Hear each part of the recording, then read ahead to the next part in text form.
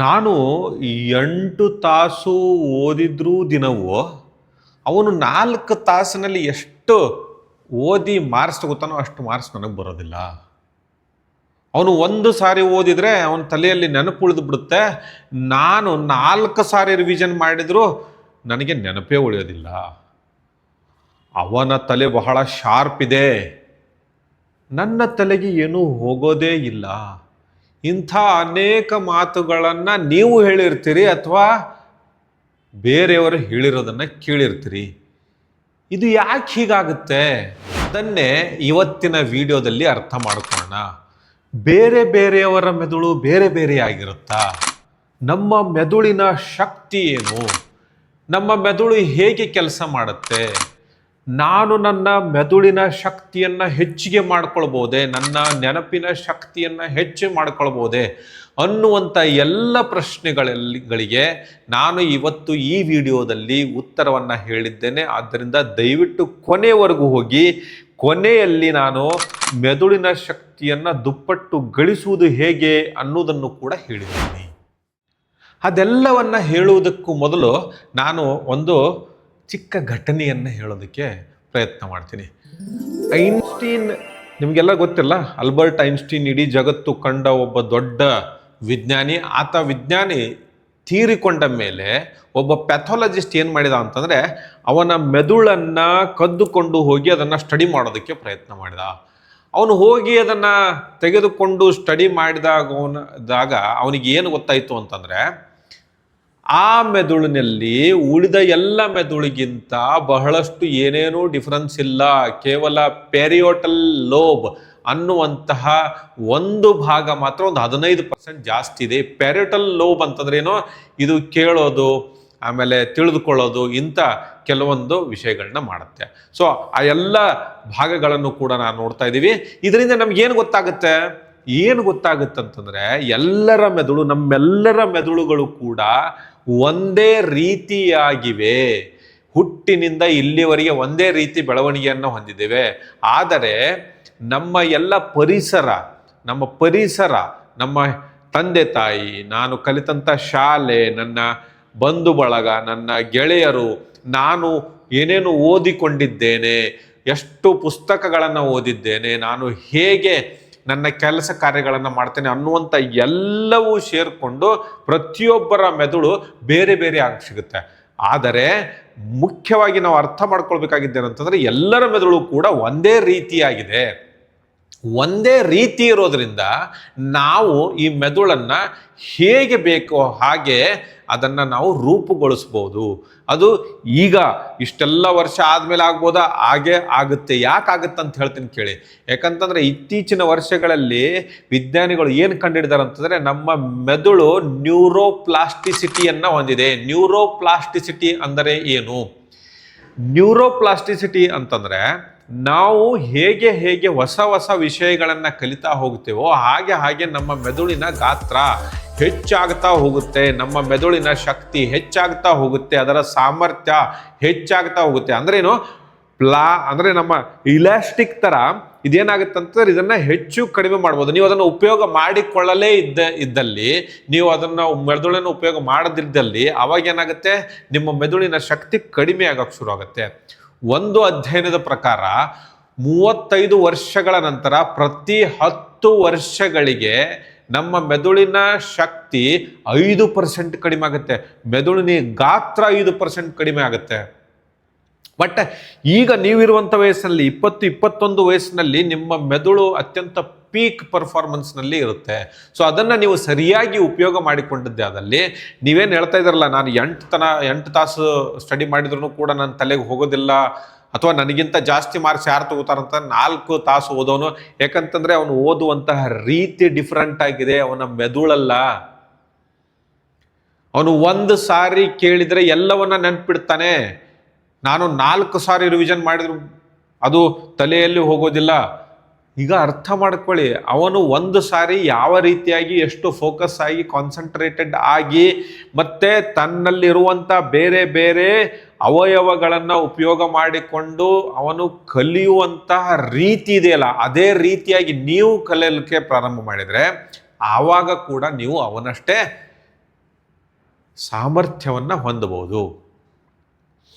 Okay, ಅವನ ತಲೆ ಏನೋ ಅವನ ತಲೆ ಬಹಳ ಶಾರ್ಪ್ ಇದೆ. ಯಾಕೆ ಶಾರ್ಪ್ ಇದೆ, ಮೆದುಳು ಯಾಕೆ ಅಷ್ಟು ಸಾಮರ್ಥ್ಯವಾಗಿದೆ ಅಂತಂದರೆ ಅವನು ಅದನ್ನು ಬಳಸುವ ಕಲೆಯನ್ನು ಕಲ್ತ್ಕೊಂಡಿದ್ದಾನೆ. ನೀನು ಕಲ್ತ್ಕೊಂಡಿಲ್ಲ, ನೀನು ಆ ಮೆದುಳನ್ನು ಹೇಗೆ ಉಪಯೋಗ ಮಾಡ್ಕೋಬೇಕು ಅನ್ನೋದನ್ನು ಕಲ್ತ್ಕೊಂಡಿಲ್ಲ. ಹಾಗಾಗಿ ನಿನಗೆ ಅದು ಕಠಿಣ ಅನಿಸುತ್ತೆ. ನಿನಗೆ ಅಂದರೆ ನಿಮಗೆ ಅಂತ ಹೇಳ್ತಾ ಇಲ್ಲ, ಯಾರು ಆ ರೀತಿ ಅನ್ಕೋತಾರೋ ಅವರೆಲ್ಲರಿಗೂ. ಸೊ ಹಾಗಾಗಿ ನಾವು ಈ ವಿಡಿಯೋದಲ್ಲಿ ಮತ್ತು ಮುಂದೆ 2ನೇ ಭಾಗದಲ್ಲಿ ನಿಮ್ಮ ಮೆದುಳಿನ ಶಕ್ತಿಯನ್ನು ದುಪ್ಪಟ್ಟು ಹೇಗೆ ಗೋಳಿಸ್ಕೊಳ್ಬೇಕು ಅನ್ನುವುದನ್ನು ನಾನು ಹೇಳಿದ್ದೇನೆ.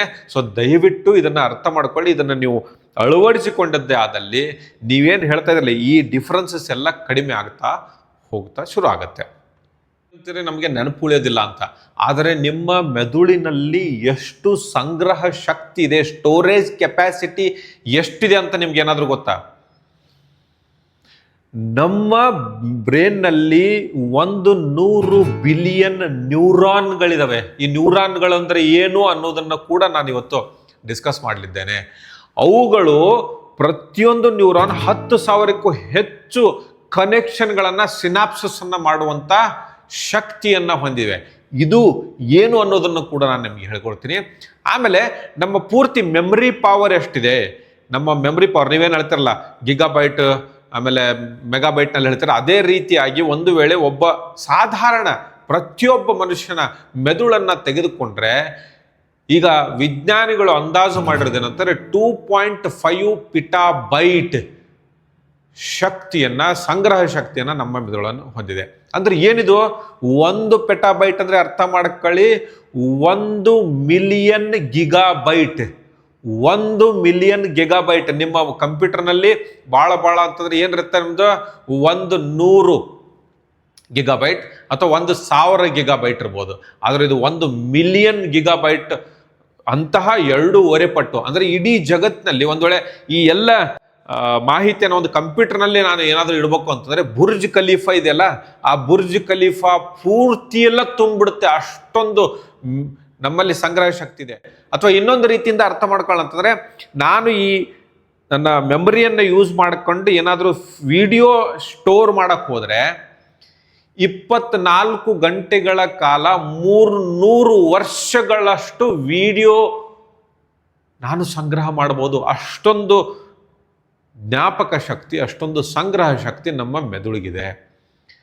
ಆದರೆ ನಾವು ಉಪಯೋಗ ಎಷ್ಟು ಮಾಡ್ತಾ ಇದ್ದೀವಿ, ಅದು ಯಾಕೆ ಉಪಯೋಗ ಬರ್ತಾ ಇಲ್ಲ ಅನ್ನೋದೆಲ್ಲವನ್ನ ನಾವು ಈ ವಿಡಿಯೋದಲ್ಲಿ ಅರ್ಥ ಮಾಡ್ಕೊಳ್ಳೋಕೆ ಪ್ರಯತ್ನ ಮಾಡೋಣ. ಅಂದರೆ ನಮ್ಮಲ್ಲಿ ಅಗಾಧವಾದ, ಇಡೀ ಜಗತ್ತಿನ ಯಾವ ಸೂಪರ್ ಕಂಪ್ಯೂಟರ್ನಲ್ಲೂ ಕೂಡ ಇರದಂತಹ ಒಂದು ಶಕ್ತಿ ಸಾಮರ್ಥ್ಯ ನಮ್ಮೊಳಗಿದೆ.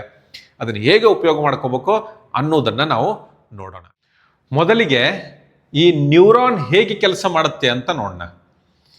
ನಾನು ಇದನ್ನು ಅರ್ಥ ಮಾಡಿಸೋದಕ್ಕೆ ನಿಮಗೆ ಒಂದು ಶಬ್ದವನ್ನು ಕೊಡ್ತೇನೆ, ಒಂದು ಇಂಗ್ಲಿಷ್ ಶಬ್ದ, ಸ್ಯಾಂಗ್ವಿನ್, SANGUINE. ಈ ಸ್ಯಾಂಗ್ವಿನ್ ಅನ್ನುವಂಥ ಶಬ್ದವನ್ನು ಕೊಟ್ಟಾಗ ಇದರ ಅರ್ಥ ಬಹುತೇಕರಿಗೆ ಗೊತ್ತಿರಲಿಕ್ಕಿಲ್ಲ. ಗೊತ್ತಿದ್ದವ್ರನ್ನ ಬಿಡಿ, ಯಾರಿಗೆ ಗೊತ್ತಿಲ್ವೋ ನಿಮ್ಮ ತಲೆಯಲ್ಲಿ ಏನು ಆಗ್ತಾ ಇದೆ ಅನ್ನೋದನ್ನು ಯೋಚನೆ ಮಾಡಿ. ನಿಮ್ಮ ತಲೆಯಲ್ಲಿ ಈ ಪದದ ಅರ್ಥವನ್ನು ಹುಡುಕ್ಬೇಕು. ನಾನು ಈ ಪದದ ಅರ್ಥ ಏನು ಅನ್ನೋದನ್ನು ತಿಳಿದುಕೊಳ್ಳುವಂಥ ಕುತೂಹಲ ಇದೆ. ಕುತೂಹಲದಿಂದ ನಿಮ್ಮ ತಲೆಯಲ್ಲಿ ಏನಾಗುತ್ತೆ, ಒಂದು ರೀತಿ ಕಿರಿಕಿರಿ ಆಗಕ್ಕೆ ಶುರು ಆಗುತ್ತೆ. ಇದರ ಅರ್ಥ ಯಾರಾದರೂ ಹೇಳಿ ಅಂತ ನಾನು ಕೇಳಿದರೆ ನಮಗೆ ಗೊತ್ತಿಲ್ಲ ಅಂತಂದರೆ ನಾವೇನು ಮಾಡ್ತೀವಿ, ಇದೇನು ಇದರ ಅರ್ಥ ಏನು, ಇದರ ಅರ್ಥ ಏನು ಅಂತ ಒಂದು ರೀತಿ ಇರಿಟೇಷನ್ ಆಗಕ್ಕೆ ಶುರು ಆಗುತ್ತೆ. ಈ ಏನಾಗ್ತಾ ಇದೆ, ಇದು ಏನಾಗ್ತಾ ಇದೆ ಅನ್ನೋದನ್ನು ನಾನು ಮೊದಲಿಗೆ ಅರ್ಥ ಮಾಡ್ತೀನಿ. ಆಮೇಲೆ ಅದರ ಅರ್ಥ ಹೇಳಿದ ಮೇಲೆ ಏನಾಗುತ್ತೆ ಅದನ್ನು ಕೂಡ ನಾನು ನಿಮ್ಗೆ ಹೇಳ್ಕೊಡ್ತೀನಿ. ಇದೇ ರೀತಿಯಾಗಿ ಬ್ರೈನ್ ಕಲಿಯೋದು.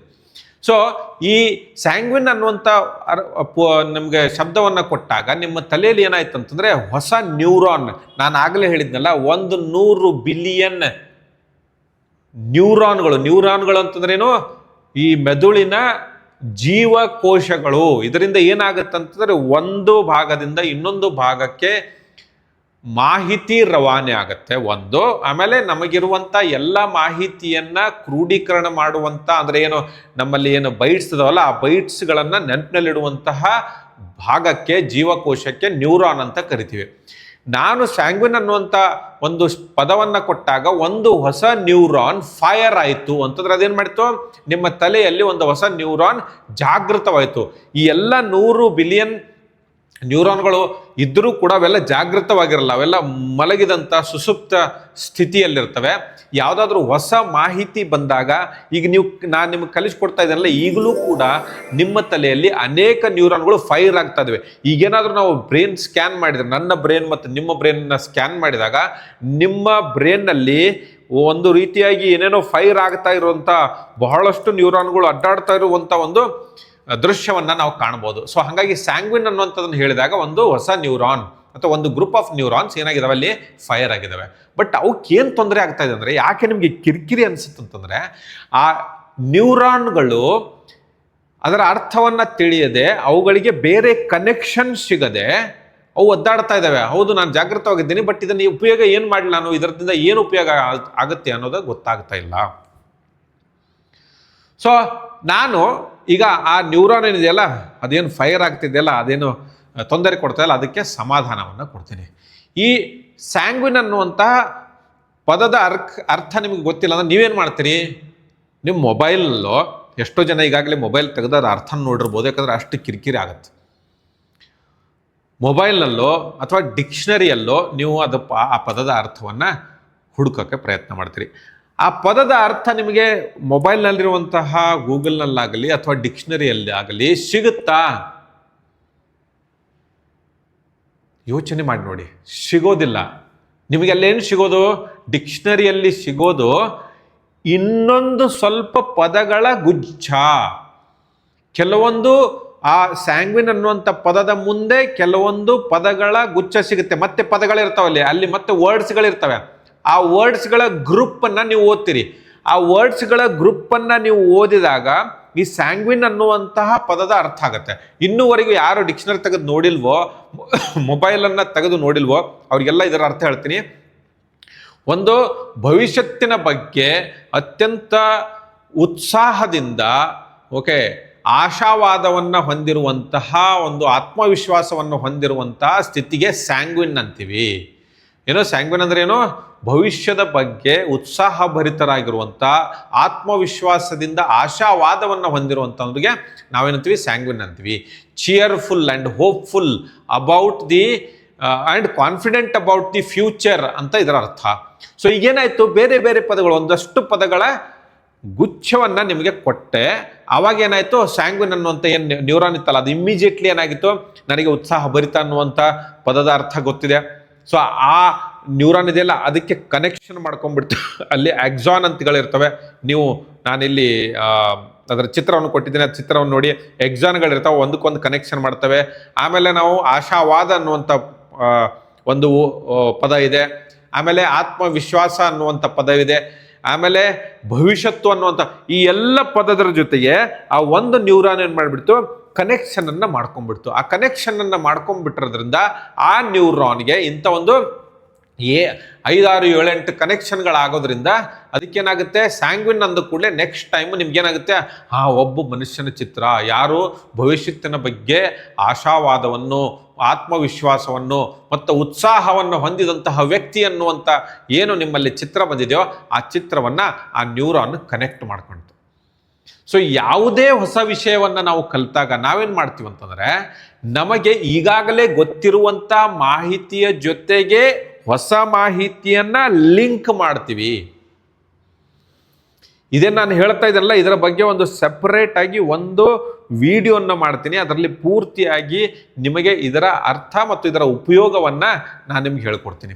ಸೊ ಈ ನ್ಯೂರಾನ್ ಏನು ಮಾಡ್ತು, ಬೇರೆ ಬೇರೆ ನ್ಯೂರಾನ್ ಜೊತೆಗೆ ಕನೆಕ್ಷನ್ ಮಾಡ್ಕೊಂತ, ಹೀಗೆ ಒಂದಕ್ಕೊಂದು ಕನೆಕ್ಷನ್ ಮಾಡ್ತಾ ಮಾಡ್ತಾ ಹೋದಾಗ ನಿಮ್ಮ ಜ್ಞಾನ ಹೆಚ್ಚಾಗ್ತಾ ಹೋಗುತ್ತೆ.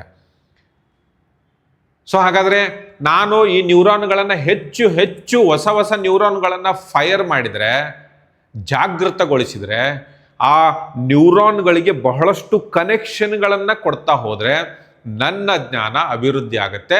ನನ್ನ ಬ್ರೈನ್ ಏನಾಗುತ್ತೆ, ನನ್ನ ಮೆದುಳು ಬೆಳವಣಿಗೆಯನ್ನು ಹೊಂದುತ್ತೆ. ಸೊ ಹಾಗಾಗಿ ಈ ನ್ಯೂರಾನ್ಗಳ ಬಗ್ಗೆ ಅರ್ಥ ಮಾಡ್ಕೊಳ್ಳೋದು ಬಹಳ ಮಹತ್ವದ್ದು. ಈ ನ್ಯೂರಾನ್ ಅಂದರೆ ನಿಮ್ಮ ಪ್ರತಿಯೊಂದು ಹೊಸ ವಿಷಯ, ಇವತ್ತು ಕೂಡ ಎಷ್ಟೋ ನೂರಾರು ಸಾವಿರಾರು ಹೊಸ ನ್ಯೂರಾನ್ಗಳನ್ನು ನಾನು ಫೈರ್ ಮಾಡಿದ್ದೇನೆ, ಅವುಗಳಿಗೆ ಕನೆಕ್ಷನ್ ಕೊಟ್ಟಿದ್ದೇನೆ. ನನ್ನ ಮಾತುಗಳನ್ನು ಕೇಳಿ ನಿಮ್ಮಲ್ಲಿ ಆಗ್ತಾ ಇರೋವಂಥದ್ದು. ಸೊ ಈ ಹೊಸ ವಿಷಯವನ್ನು ಕಲಿತಾಗ ನಮ್ಮ ಮೆದುಳಿನ ಬೆಳವಣಿಗೆ ಆಗಕ್ಕೆ ಶುರು ಆಗುತ್ತೆ. ಈಗ ಈ ನ್ಯೂರಾನ್ಗಳ ಇನ್ನೊಂದು ವಿಶೇಷತೆಯನ್ನು ಅರ್ಥ ಮಾಡ್ಕೊಳ್ಳೋಣ. ಅದಕ್ಕೂ ಕೂಡ ಒಂದು ಸಣ್ಣ ಘಟನೆಯನ್ನು ನೆನಪು ಮಾಡ್ಕೊಳ್ಳಿ.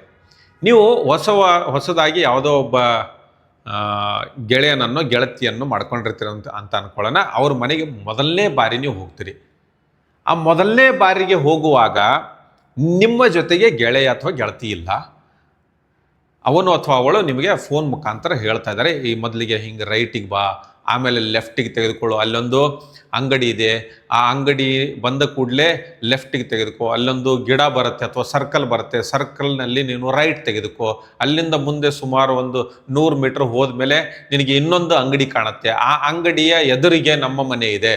ಈ ರೀತಿಯಾಗಿ ನಿಮಗೆ ಒಂದು ಡೈರೆಕ್ಷನನ್ನು ಕೊಡ್ತಾರೆ. ಒಂದನೇ ಬಾರಿ ಹೋಗುವಾಗ ಅವರ ಡೈರೆಕ್ಷನ್ ಮುಖಾಂತರ ನೀವು ಹೋಗ್ತೀರಿ, ಅಥವಾ ಗೂಗಲ್ ಮ್ಯಾಪನ್ನು ಯೂಸ್ ಮಾಡ್ತೀರಿ. ನೀವು ಈಗಾಗೆಲ್ಲ ಗೂಗಲ್ ಮ್ಯಾಪ್ ಯೂಸ್ ಮಾಡೋದ್ರಿಂದ ನಮ್ಮ ಸ್ಪೇಷಿಯಲ್ ನಾಲೆಜ್ ಏನಿದೆಯಲ್ಲ, ಸ್ಪೇಷಿಯಲ್ SPATIAL ಅಂದರೆ ಏನೋ ನಮ್ಮ ದಿಕ್ಕುಗಳ ಬಗ್ಗೆ, ಈ ಜಗತ್ತಿನ ಬಗ್ಗೆ, ದಿಕ್ಕುಗಳ ಬಗ್ಗೆ ಹೇಗೆ ಮುಟ್ಟೋದು ಅನ್ನೋದ್ರ ಬಗ್ಗೆ ಇರುವಂಥ ಜ್ಞಾನಕ್ಕೆ ನಾವು ಸ್ಪೇಷಿಯಲ್ ನಾಲೆಜ್ ಅಂತೀವಿ. ಈ ನಾಲೆಜನ್ನು ನಾವು ಗೂಗಲ್ ಮ್ಯಾಪ್ ಮುಖಾಂತರ ಉಪಯೋಗ ಮಾಡ್ಕೊತಾ ಇದ್ದೀವಿ. ಆದರೆ ಅದಕ್ಕಿಂತ ಮೊದಲು ಅಥವಾ ಪ್ರತಿ ಸಾರಿ ಗೂಗಲ್ ಮ್ಯಾಪ್ ಇರದೇ ಇದ್ದಾಗ ಏನು ಮಾಡ್ತೀರಿ, ನೀವು ಫಸ್ಟ್ ಟೈಮ್ ಆ ಪ್ರಕಾರ ಅವ್ರು ಹೇಳಿದ ಪ್ರಕಾರ ಹೋಗ್ತೀರಿ. ಎರಡನೇ ಸಾರಿ ಏನು ಮಾಡ್ತೀರಿ, ಅವುಗಳನ್ನ ಎಲ್ಲ ನೆನಪಿ, ಆ ಅಂಗಡಿ ಆದಮೇಲೆ ಲೆಫ್ಟ್ ತೆಗೆದುಕೊಳ್ಬೇಕು, ಆಮೇಲೆ ಸರ್ಕಲ್ ಬಂದಮೇಲೆ ರೈಟ್ ತೆಗೆದುಕೊಳ್ಬೇಕು, ಅಲ್ಲಿ ಒಂದು ಗಿಡ ಬರುತ್ತೆ, ಗಿಡ ಆದಮೇಲೆ ಮತ್ತೆ ಲೆಫ್ಟ್ ತೆಗೆದುಕೊಳ್ಬೇಕು, ಅಲ್ಲಿ ಒಂದು ಅಂಗಡಿ ಬರುತ್ತೆ. ಇವೆಲ್ಲವನ್ನು ಲಕ್ಷ್ಯ ಕೊಡ್ತಾ ಹೋಗ್ತೀರಿ. 1 ಸಾರಿ, 2 ಸಾರಿ, 3 ಸಾರಿ, 4 ಸಾರಿ, 5 ಸಾರಿ, 6ನೇ ಸಾರಿ ಅಷ್ಟೊತ್ತಿಗೆ ಅದೇನಾಗ್ಬಿಡುತ್ತೆ, ರೂಢಿ ಆಗಿಬಿಡುತ್ತೆ. ಎಲ್ಲಿ ಲೆಫ್ಟ್ ತೆಗೆದುಕೊಳ್ಬೇಕು, ಎಲ್ಲಿ ರೈಟ್ ತೆಗೆದುಕೊಳ್ಬೇಕು. ಇನ್ನೊಂದು 15 ಸಾರಿ ಏನಾದರೂ ನೀವು ಹೋಗ್ಬಿಟ್ರೆ, ನೀವು ಯಾರ ಜೊತೆಗೂ ಮಾತನಾಡ್ತಾನೋ, ಮೊಬೈಲ್ ನೋಡ್ತಾನೋ, ಆ ಕಡೆ ಈ ಕಡೆ ಏನೋ ಮಾಡ್ತಾನೋ, ಹಾಡು ಕೇಳ್ತಾನೋ, ನೀವು ಏನನ್ನು ಯೋಚನೆ ಮಾಡದೇನೆ ನೀವು ಆ ಮನೆಗೆ ಹೋಗ್ಬಿಡ್ತೀರಿ. ಹೌದಾ ಇಲ್ವಾ? 15-20 ದಿನ ಕಂಟಿನ್ಯೂಸ್ ಆಗಿ. ಎಲ್ಲ ಟ್ಯೂಷನ್ಗೆ ಹೋಗಿದ್ರಿ ಅಂತ ಅನ್ಕೊಳ್ರಿ. ಸೈಕಲ್ ತೆಗೆದುಕೊಂಡು ನೀವು ಟ್ಯೂಷನ್ಗೆ 1ನೇ ಸಾರಿ, 2ನೇ ಸಾರಿ, 3ನೇ ಸಾರಿ ನೋಡ್ತಾ ಆ ಕಡೆ ಈ ಕಡೆ ಎಲ್ಲ ನೋಡ್ತಾ 1-2 ಸಾರಿ ದಾರಿಯು ತಪ್ಪಿ ನೀವು ಹೋಗಿರ್ತೀರಿ. ಆದರೆ ಒಂದು 15-20 ದಿನ ಆದಮೇಲೆ ಅದು ಆಟೋಮೆಟಿಕ್ ಆಗಿ ತನ್ನಿಂದ ತಾನೇ ನೀವು ಹೋಗ್ತೀರಿ. ಇದು ಕೂಡ ನ್ಯೂರಾನ್ನಲ್ಲಿ ಆಗುವಂತಹ ಒಂದು ಬದಲಾವಣೆ. ಏನಾಗುತ್ತಂತಂದ್ರೆ, ನೀವು ಈಗೇನು ನಾವು ಹೇಳಿದ್ವಲ್ಲ, ಲೆಫ್ಟ್ ರೈಟ್, ಆ ಅಂಗಡಿ ಈ ಅಂಗಡಿ, ಆ ಗಿಡ ಸರ್ಕಲ್, ಇದೆಲ್ಲ ಇದೇ ಮಾಡುತ್ತೆ. ಬೇರೆ ಬೇರೆ ನ್ಯೂರಾನ್ಗಳು ಇರ್ತಾವಲ್ಲ, ನಮ್ಮ ತಲೆಯಲ್ಲಿರುವಂಥ ಬೇರೆ ಬೇರೆ ನ್ಯೂರಾನ್ಗಳು ಒಂದಕ್ಕೊಂದು ಕನೆಕ್ಷನ್ ಆಗ್ತವೆ. ಅಲ್ಲೊಂದು ಪಾತ್ವೇ ರೆಡಿ ಆಗತ್ತೆ. ಓಕೆ, ಇಲ್ಲಿಂದ ಇಲ್ಲಿ ಅಂತ ಅವೆಲ್ಲ ನ್ಯೂರಾನ್ಗಳು ಒಂದಕ್ಕೊಂದು ಕನೆಕ್ಷನ್ ಆಗ್ತವೆ.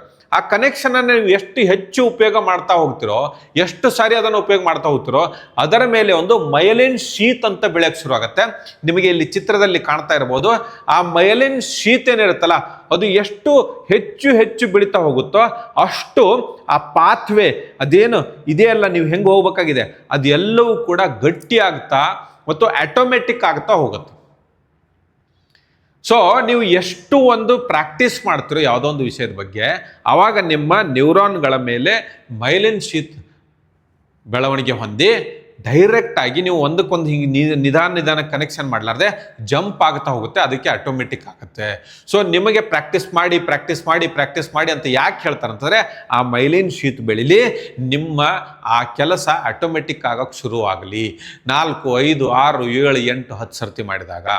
ಓಕೆ, ಪ್ರತಿಯೊಂದನ್ನು ಹೀಗೆ ಮಾಡ್ಬೇಕಂತಿಲ್ಲ. ಇನ್ನೊಂದು ಟೆಕ್ನಿಕ್ ಕೂಡ ಇದೆ, ಅದನ್ನು ನಾನು ಮುಂದಿನ ಕೆಲವು ವಿಡಿಯೋಗಳಲ್ಲಿ ಹೇಳಿಕೊಡ್ತೀನಿ. ಈಗ ನಾವು ಅರ್ಥ ಮಾಡ್ಕೊಳ್ಬೇಕಾಗಿದ್ದೇನಂತಂದ್ರೆ, ನಾವು ಯಾವುದನ್ನ ಪದೇ ಮಾಡ್ತೀವಿ. ನೀವು ನೋಡಿ, ನಿಮಗೆ ಮಗ್ಗಿ ಬರುತ್ತಾ? 2ರ ಮಗ್ಗಿ, 3ರ ಮಗ್ಗಿ, 4ರ ಮಗ್ಗಿ, 5ರ ಮಗ್ಗಿ, ಬಹುಶಃ 9, 10ರವರೆಗೆ ನಿಮಗೆ ಮಗ್ಗಿ ಚೆನ್ನಾಗಿ ಬರುತ್ತೆ. 11, 12, 13 ಆದಂಗೆ ಅದು ಮಗ್ಗಿ ಕಡಿಮೆ ಆಗ್ತಾ ಹೋಗುತ್ತೆ. ಟೇಬಲ್ಸ್ ನಿಮಗೆ ನೆನಪಿರೋದು ಕಡಿಮೆ ಆಗ್ತಾ ಹೋಗುತ್ತೆ. ಯಾಕಂದ್ರೆ ನೀವು ಯಾವಾಗಲೂ ಮಗ್ಗಿಯನ್ನ ಹೇಳಬೇಕಾದ್ರೆ, ಟೀಚರ್ ಕೇಳಿದಾಗ ನೀವು ಅದನ್ನ ರಿಪೀಟ್ ಮಾಡ್ಬೇಕಾದ್ರೆ ಎಲ್ಲಿಂದ ಶುರು ಮಾಡ್ತೀರಿ? 2ನೇ, 3ನೇ, 4ನೇ ಅಂದ್ರೆ 2ನೇ ಮಗ್ಗಿಯಿಂದ ಶುರು ಮಾಡ್ತೀರಿ. ಹಾಗಾಗಿ ಏನಾಗಿರುತ್ತೆ, ಈ 2ನೇ ಮಗ್ಗಿ ಬಹಳಷ್ಟು ಸರಿ ನೀವು ರಿಪೀಟ್ ಮಾಡಿರ್ತೀರಿ, 19ನೇ ಮಗ್ಗಿ ಬಹಳ ಕಡಿಮೆ ಸಾರಿ ರಿಪೀಟ್ ಮಾಡಿರ್ತೀರಿ. ಹಾಗಾಗಿ ಅದು ನೆನಪಿನಲ್ಲಿರುತ್ತೆ. ಸೊ ಇದೊಂದು ವಿಷಯವನ್ನು ಅರ್ಥ ಮಾಡ್ಕೊಳ್ಳಿ.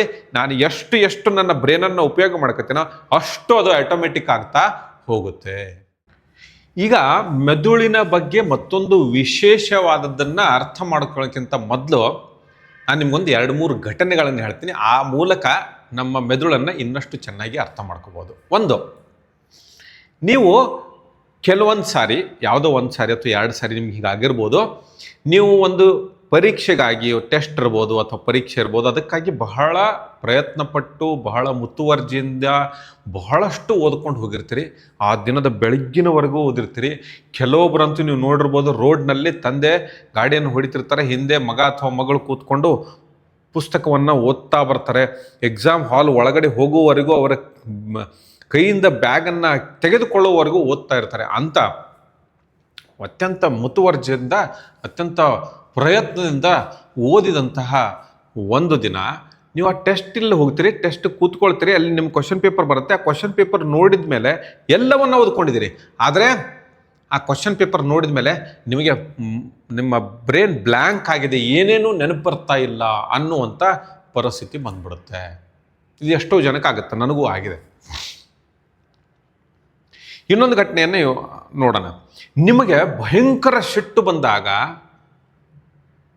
ನಿಮ್ಮ ಅತ್ಯಂತ ಪ್ರೀತಿ ಇರುವಂತಹ ನಿಮ್ಮ ಗೆಳೆಯ ಅಥವಾ ಗೆಳತಿಗೆ ಅಥವಾ ನಿಮ್ಮ ತಂದೆ ತಾಯಿಗೆ ಏನೋ ಕೆಟ್ಟದ್ದನ್ನು ಅಂದುಬಿಡ್ತೀರಿ.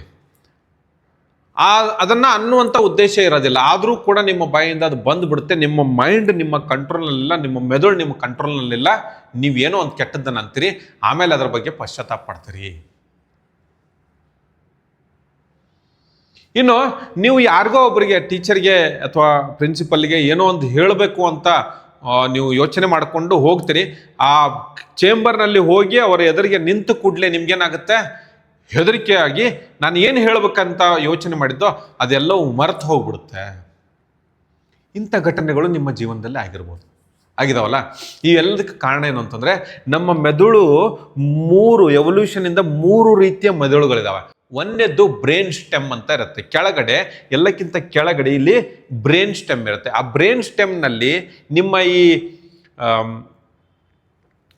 ಈ ಹೃದಯದ ಬಡಿತ, ರಕ್ತ ಸಾಗಣೆ, ಆಮೇಲೆ ಜೀರ್ಣಕ್ರಿಯೆ, ಇವೆಲ್ಲವೂ ಕೂಡ ಏನು ಆಟೋಮೆಟಿಕ್ ಆಗಿ ಆಗಬೇಕಾಗಿದೆಯಲ್ಲ, ಅವೆಲ್ಲವನ್ನ ಈ ಬ್ರೈನ್ ಸ್ಟೆಮ್ ಕಂಟ್ರೋಲ್ ಮಾಡುತ್ತೆ. ಇನ್ನೊಂದು ಲಿಂಬಿಕ್ ಸಿಸ್ಟಮ್ ಅಂತ ಇರುತ್ತೆ, ಮಧ್ಯದಲ್ಲಿ ಲಿಂಬಿಕ್ ಸಿಸ್ಟಮ್ ಅಂತ ಇರುತ್ತೆ. ಈ ಲಿಂಬಿಕ್ ಸಿಸ್ಟಮ್ನಲ್ಲಿ ನಿಮ್ಮ ಎಮೋಷನ್ಸ್, ನಿಮ್ಮ ಫೀಲಿಂಗ್ಸ್, ನಿಮ್ಮ ಭಾವನೆಗಳು ಇವೆಲ್ಲವೂ ಕೂಡ ಅದರಿಂದ ಹೊರಗಡೆ ಬರ್ತವೆ. ಈ ಲಿಂಬಿಕ್ ಸಿಸ್ಟಮ್ ಅಂತೀವಿ. ಈ ಲಿಂಬಿಕ್ ಸಿಸ್ಟಮ್ ಇರುತ್ತಲ್ಲ, ಎಲ್ಲ ರೀತಿಯ ಭಾವನೆಗಳನ್ನು, ಎಲ್ಲ ರೀತಿಯ ಎಮೋಷನ್ಗಳನ್ನು ಇಲ್ಲಿಂದಲೇ ಉತ್ಪತ್ತಿ ಆಗೋದು.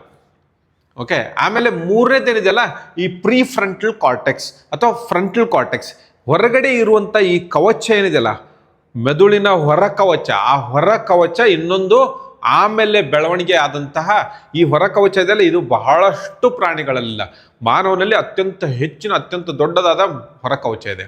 ಈ ಹೊರ ಕವಚ ಇಂಟೆಲಿಜೆಂಟ್ ಬ್ರೈನ್ ಅಂದರೆ ಏನೋ, ನೀವು ಎಲ್ಲ ಜಾಣತನದ ಏನು ಕೆಲಸ ಮಾಡ್ತಿರ್ತೀರಿ, ಓದೋದು, ಬರೆಯೋದು, ಇದೆಲ್ಲ ಅರ್ಥ ಮಾಡ್ಕೊಳ್ಳೋದು, ವಿವಿಧ ವಿಷಯಗಳನ್ನು ಅರ್ಥ ಮಾಡ್ಕೊಳ್ಳೋದು, ಆಮೇಲೆ ಯಾವುದಾದ್ರೂ ಸಿಚುವೇಶನ್ ಬಂದಾಗ ಅದರ ಡಿಸಿಷನ್ ತೆಗೆದುಕೊಳ್ಳೋದು, ಆಮೇಲೆ ನೀವು ಓದಿದ್ದನ್ನು ನೆನಪು ಮಾಡಿಕೊಂಡು ಆನ್ಸರ್ ಬರೆಯೋದು, ಬೇರೆ ಬೇರೆ ರೀತಿಯಾಗಿ ಕ್ರಿಯೇಟಿವ್ ಆಗಿ ಯೋಚನೆ ಮಾಡೋದು, ಇವೆಲ್ಲವೂ ಕೂಡ ಈ ಕಾರ್ಟೆಕ್ಸ್, ಫ್ರಂಟಲ್ ಕಾರ್ಟೆಕ್ಸ್ನಲ್ಲಿ ಆಗ್ತವೆ, ಕವಚದಲ್ಲಿ ಆಗ್ತವೆ. ಸೊ ಹಂಗಾಗಿ ಇಲ್ಲಿ ಒಂದು ಏನು ವಿಶೇಷತೆ ಇದೆ ಗೊತ್ತಾ, ಈ ಲಿಂಬಿಕ್ ಸಿಸ್ಟಮ್ ಮತ್ತು ಪ್ರೀ ಫ್ರಂಟಲ್ ಕಾರ್ಟೆಕ್ಸ್ ಈ ಭಾಗದಲ್ಲಿ ಅತ್ಯಂತ ಇಂಟೆಲಿಜೆಂಟ್ ಆಗಿರುವಂಥ ಎಲ್ಲ ಡಿಸಿಷನ್ಗಳನ್ನು ನಾವು ಇಲ್ಲಿ ಪ್ರೀ ಫ್ರಂಟಲ್ ಕಾರ್ಟೆಕ್ಸ್ನಲ್ಲಿರುವಂಥ ಹೊರ ಕವಚದಲ್ಲಿ ಮಾಡ್ತೀವಿ.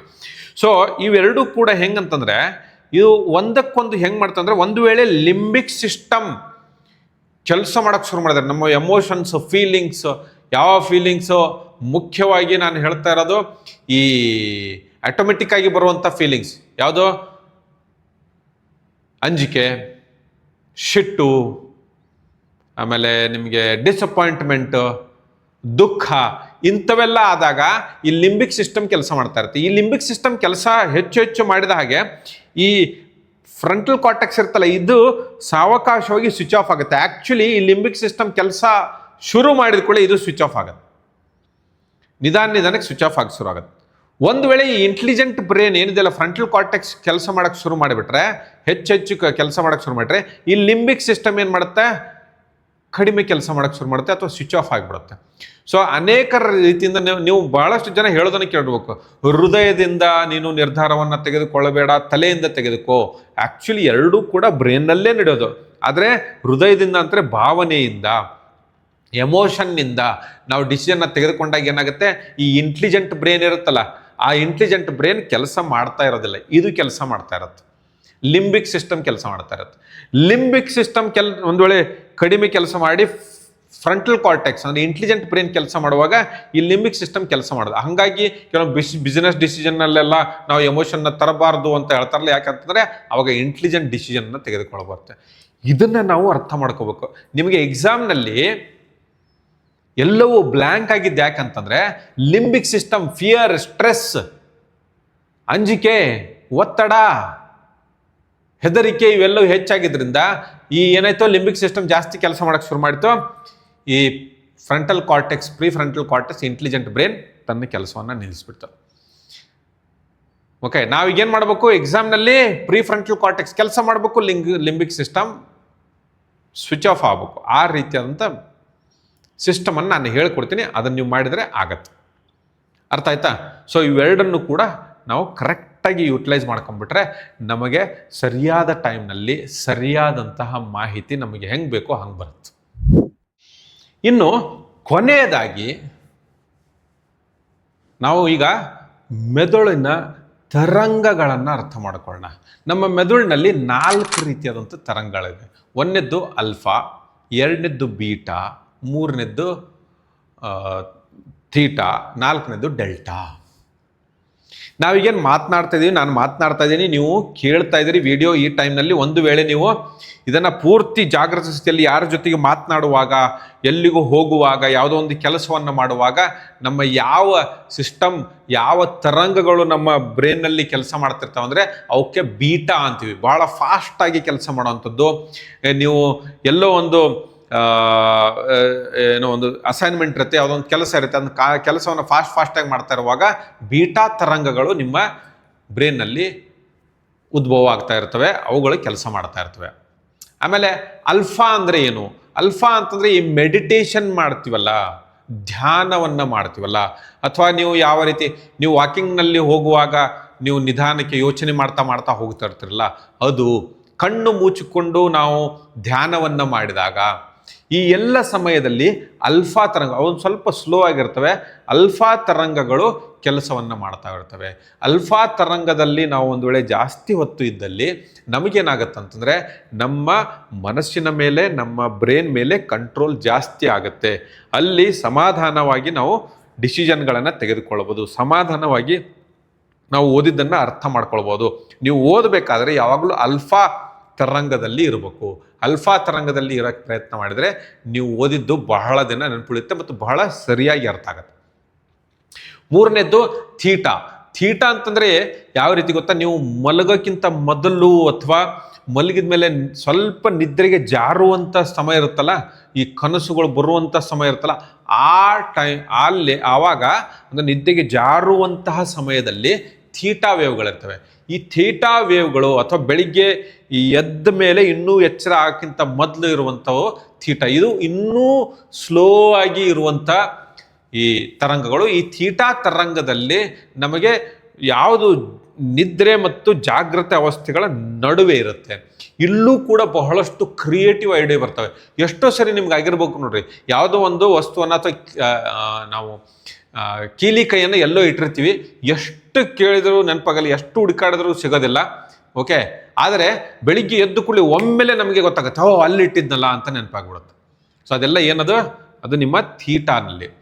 ಇನ್ನು ಡೆಲ್ಟಾನ ನೀವು ಬಹುಶಃ ಅನುಭವಿಸೋಕ್ಕೆ ಸಾಧ್ಯ ಇಲ್ಲ. ಯಾಕಂದರೆ ಗಾಢವಾದ ನಿದ್ದೆಯಲ್ಲಿ, ಅತ್ಯಂತ ಗಾಢವಾದ ನಿದ್ದೆ, ಇಡೀ ಜಗತ್ತೆಲ್ಲ ಅರ್ಥವೇ ಆಗದಂಥ ಗಾಢ ನಿದ್ದೆಯಲ್ಲಿರುತ್ತಲ್ಲ, ಆವಾಗ ಡೆಲ್ಟಾ ವ್ಯೂಗಳಿರ್ತವೆ, ಡೆಲ್ಟಾ ತರಂಗಗಳಿರ್ತವೆ. ಈ 4 ತರಂಗಗಳನ್ನು ಈ ಡೆಲ್ಟಾ ಅಂತ ನಮ್ಗೆ ಉಪಯೋಗ ಮಾಡೋಕ್ಕೆ ಬರೋದಿಲ್ಲ. ಆದರೆ ಅಲ್ಫಾ ಹೆಚ್ಚು ಮಾಡಿದ ಹಾಗೆ ನಿಮ್ಮ ಬ್ರೈನ್ ಮೇಲೆ ಕಂಟ್ರೋಲ್, ನಿಮ್ಮ ಮೆದುಳಿನ ಮೇಲೆ ನಿಯಂತ್ರಣ ಜಾಸ್ತಿ ಆಗಿ ಶುರು ಆಗುತ್ತೆ. ಥೀಟಾನಲ್ಲಿ ನಾವು ಹೆಚ್ಚು ಕ್ರಿಯೇಟಿವ್ ಆಗ್ಬೋದು. ಇವುಗಳನ್ನ ಹೇಗೆ ಉಪಯೋಗ ಮಾಡ್ಕೋಬೇಕು, ಬೀಟಾ ಹೇಗೆ ಉಪಯೋಗ ಮಾಡ್ಕೋಬೇಕು ಅನ್ನೋದನ್ನು ಕೂಡ ನಾನು ಈ ವಿಡಿಯೋ ಸೀರೀಸ್ನಲ್ಲಿ ಹೇಳ್ತಾ ಇದ್ದೀನಿ. ಆದರೆ ನೀವೆಲ್ಲವನ್ನ ಅರ್ಥ ಮಾಡ್ಕೊಂಡಿದ್ರೆ, ನಾನು ಇಷ್ಟರವರೆಗೂ ನಿಮಗೆ ಈ ಎಲ್ಲವನ್ನ ಯಾಕೆ ಹೇಳಿದೆ, ಯಾಕಂದರೆ ನಾವು ಏನನ್ನಾದರೂ ಕಲಿಬೇಕು, ನಮ್ಮ ಬ್ರೈನ್ನ ಇಂಪ್ರೂವ್ ಮಾಡ್ಕೋಬೇಕಂದ್ರೆ ಬ್ರೈನ್ ಹೇಗೆ ಕೆಲಸ ಮಾಡುತ್ತೆ, ಅದರಲ್ಲಿ ಏನಿದೆ ಅನ್ನೋದನ್ನು ಅರ್ಥ ಮಾಡ್ಕೊಳ್ದೇನೆ ನಾವು ಅದನ್ನು ಇಂಪ್ರೂವ್ ಮಾಡೋಕ್ಕಾಗೋದಿಲ್ಲ. ನಾನೊಂದು ಮೊಬೈಲಲ್ಲಿ ಫೋನನ್ನು ರಿಪೇರ್ ಮಾಡ್ಬೇಕಂದ್ರೆ ಮೊಬೈಲ್ ಫೋನ್ ಹೇಗೆ ಕೆಲಸ ಮಾಡುತ್ತೆ, ಅದರಲ್ಲಿ ಏನೇನು ಕಂಪೋನೆಂಟ್ಸ್ಗಳಿರ್ತವೆ ಅನ್ನೋದನ್ನು ಅರ್ಥ ಮಾಡ್ಕೋಬೇಕು. ಹಾಗಾಗಿ ನಾನು ಇವತ್ತು ನಿಮಗೆ ನಮ್ಮ ಜಾಣ್ಮೆಯ, ಬುದ್ಧಿಮತ್ತೆಯ ಹಾರ್ಡ್ವೇರ್ ಆದಂಥ ಮೆದುಳಿನ ಬಗ್ಗೆ ನಿಮಗೆ ಅರ್ಥ ಮಾಡಿಸಿದ್ದೀನಿ. ಈಗ ಎರಡೇ ಭಾಗದಲ್ಲಿ ಈ ಮೆದುಳನ್ನು, ಈ ಎಲ್ಲ ಇನ್ಫಾರ್ಮೇಷನ್, ಈ ಎಲ್ಲ ಮಾಹಿತಿಯಲ್ಲಿ, ಈ ಮಾಹಿತಿ ಮೇಲೆ ಉಪಯೋಗ ಮಾಡಿಕೊಂಡು ನಮ್ಮ ಬ್ರೇನ್, ನಮ್ಮ ಮೆದುಳಿನ ಶಕ್ತಿಯನ್ನು ದುಪ್ಪಟ್ಟು ಹೇಗೆ ಗಳಿಸೋದು, ಡಬಲ್ ಹೇಗೆ ಮಾಡ್ಬೋದು, 1 ತಿಂಗಳ ಸಮಯ ಸಾಕು, ನೀವು ಇದನ್ನು ಡಬಲ್ ಮಾಡ್ಬೋದು. ಅದನ್ನು ಹೇಗೆ ಮಾಡಬೇಕು, ಅದಕ್ಕಾಗಿ ಯಾವ ವ್ಯಾಯಾಮಗಳಾದರೂ ಏನಾದರೂ ಇದ್ದಾವೆ, ನಾವು ಯಾವ ಚಟುವಟಿಕೆಗಳನ್ನು ಮಾಡ್ಬೋದು, ಯಾವ ಆಹಾರವನ್ನು ನಾವು ಸೇವಿಸಬೇಕು, ಯಾವ ಆಹಾರವನ್ನು ಸೇವಿಸಬೇಕಾಗಿಲ್ಲ, ಯಾವಾಗ ಸ್ಟಡಿ ಮಾಡಬೇಕು, ಈ ಎಲ್ಲ ವಿಷಯವನ್ನು ನಾನು 2 ಭಾಗದಲ್ಲಿ ಹೇಳ್ತಾ ಇದ್ದೀನಿ. ಸೊ ದಯವಿಟ್ಟು 2 ಭಾಗವನ್ನು ಕೂಡ ನೋಡಿ. ಅದರಲ್ಲಿ ಮೆಮರಿ ಅನ್ನುವಂಥ ಒಂದು ಟೆಕ್ನಿಕ್ ಹೇಳ್ಕೊಡ್ತೀನಿ, ಅದ್ಭುತವಾದಂಥ ಟೆಕ್ನಿಕ್. ಅದನ್ನು ಒಂದನ್ನು ಉಪಯೋಗ ಮಾಡ್ಕೊಂಡ್ರೆ ನಿಮ್ಮ ಬ್ರೈನ್ನ ಪವರ್ ತಾನಾಗಿ ಜಾಸ್ತಿ ಶುರುವಾಗುತ್ತೆ.